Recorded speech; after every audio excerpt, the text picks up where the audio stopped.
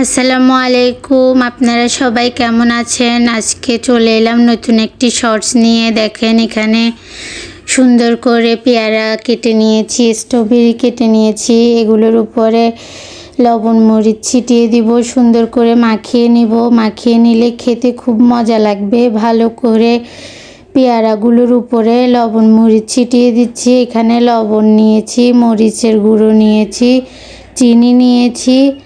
ভালো করে লাল লাল করে মেখে নিব পেয়ারাগুলো। ভালো করে মাখিয়ে নিলে খেতে খুবই সুস্বাদু লাগবে, মজা লাগবে। আপনারাও এভাবে বানিয়ে খেতে পারেন, আপনাদের থেকেও ভালো লাগবে। আপনাদের রোজা কেমন কাটছে জানাবেন। এখানে দেখেন স্ট্রবেরিগুলো ছোট ছোট টুকরো করে কেটে নিয়েছে আমার আম্মু। এগুলোতেও সুন্দর করে লবণ মরিচ গুঁড়ো ছিটিয়ে দিব, সুন্দর করে লাল লাল করে ছিটিয়ে দিব ভালো করে।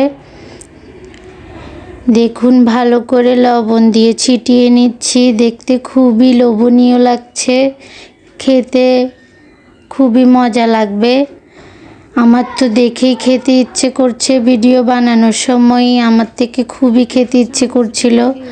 আমি জানি আপনারা যারা ভিডিওটি দেখছেন তাদেরও খেতে ইচ্ছে করছে।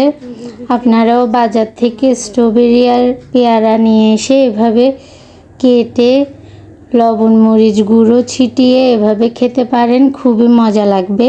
ভিডিওটি কেমন লেগেছে জানাবেন। সবাইকে ধন্যবাদ। আল্লাহ হাফেজ।